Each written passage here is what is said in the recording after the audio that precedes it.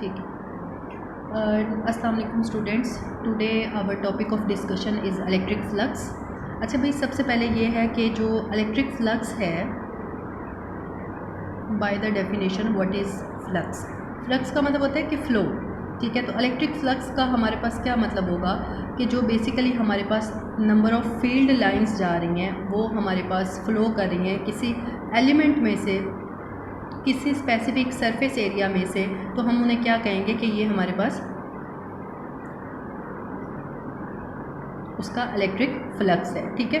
तो electric flux की अगर हम बात करें तो चलें स्पेसिफिक हमने एक एरिया ले लिया है, इसके अंदर से चलें हम कह रहे हैं कि ये हमारे पास एक छोटा सा एरिया। तो इस एरिया में से अगर तो लाइंस ऑफ फोर्सेस जो हैं वो 3 जा रही हैं, तो इसको देखें कि इसका फ्लक्स जो है वो हम कहेंगे कि इसका फ्लक्स जो है वो 3 यानी कि उसके इक्वल है, ठीक है। अगर number of lines of forces ज़्यादा जा रही हैं तो इनका इलेक्ट्रिक फ्लक्स ज़्यादा होगा। अगर number of lines of forces कम जा रही हैं तो एक स्पेसिफिक एरिया में से जब लाइंस ऑफ फोर्सेस गुजर रही होती हैं तो हम इसे क्या कहते हैं कि ये number of field lines passing through certain या specific area element, this is called the electric flux. तो सबसे पहले तो हमने इसकी डेफिनेशन यहाँ पर कर देनी है, और डेफिनेशन के बाद उसका जो फार्मूला है वो हमारे पास किसके बराबर है।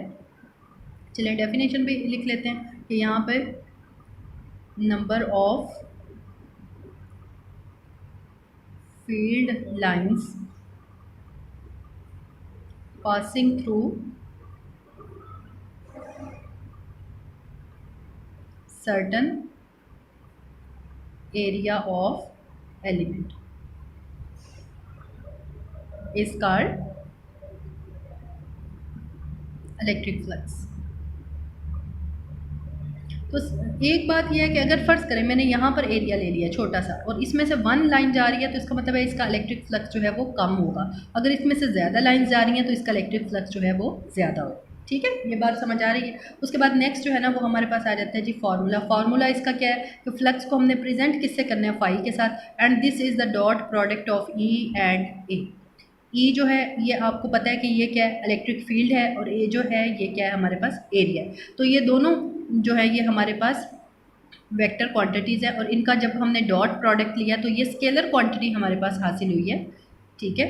और क्योंकि आपको पता है डॉट प्रोडक्ट के नतीजे में हमेशा क्या चीज़ बनती है, स्केलर, और ये हमारे पास क्या है, ये ई एंड ए का डॉट प्रोडक्ट है। तो हम इसको ऐसे भी डिफाइन कर सकते हैं फ्लक्स को कि this is the dot product of electric field and the area vector, या area and the electric field, dot product of electric field and area is called the electric flux. अब इसको जब हम ओपन करेंगे तो ये हमारे पास क्या आ जाएगा, ई ए कॉज ऑफ थीटा, क्योंकि आपको पता है जब डॉट को ओपन करते हैं तो हमारे पास क्या आ जाता है, कॉज ऑफ थीटा के फॉर्म में हमें वो ऑब्टेन। ये सबसे पहले हमारे पास हो गया।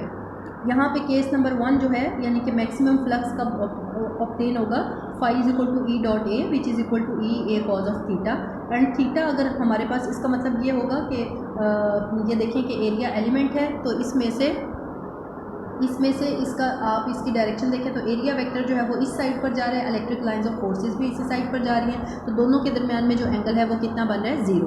तो जब हम कॉज के थीटा की जगह पर 0 लगाएंगे तो कॉज ऑफ 0 किसके बराबर होता है, 1 के। सो ई ए हमारे पास मैक्सिमम फ्लक्स जो है वो अटेन हो जाएगा। केस नंबर 2 हमारे पास है मिनिमम फ्लक्स, वो कब होगा, जब हमने जिस तरह से ये रजिस्टर को रखा हुआ है तो इस तरह से इसकी डायरेक्शन एरिया वेक्टर की क्या है, ऊपर की तरफ, ठीक है।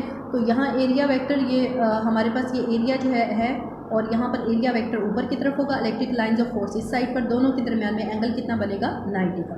जब ये 90 बनेगा तो कॉज ऑफ 90 किसके बराबर है, 0 के। सो फाई हमारे पास इक्वल टू 0 आ जाएगा। केस नंबर 3 क्या है कि when area is inclined at an angle theta with the lines, यानी कि हमने क्या किया है कि इस रजिस्टर को हमने सपोज दैट हमने इसको इस तरह से बुक को रख दिया है, ठीक है। तो अब हमारे पास जो एरिया का वेक्टर अगर आप लगाएंगे तो उस एरिया का वेक्टर जो है वो नीचे इस साइड पर आएगा, और जो इलेक्ट्रिक लाइंस ऑफ फोर्स है वो हमारे पास बिल्कुल सीधी जा रही हैं, तो ये हमारे पास ये डायरेक्शन बन जाएंगी कि सम इंक्लाइंड पर वो पड़ा हुआ है। तो area is inclined at an angle theta with the lines, तो लाइंस तो जा रही हैं सीधी डायरेक्शन में, बट एरिया जो है उसका एरिया का वेक्टर जो है वो नीचे की तरफ है। सो उसके साथ वो सम थीटा बनाएगा, और वो थीटा जो है वो हमने simple formula E dot A equal to E A cos of theta हमने लिख देना है, क्योंकि यहाँ पर थीटा जो है वो सिंपल, उसकी कोई भी वैल्यू हो सकती है, वो 30 हो सकती है, वो 20 हो सकती है, 40 हो सकती है, 50 हो सकती है। So it depends, so the value of the phi depends on the value of the theta, कि कितना थीटा जो है वो ई और ई के दरमियान बन रहा है। सो फाइनली हमारे पास ये इलेक्ट्रिक फ्लक्स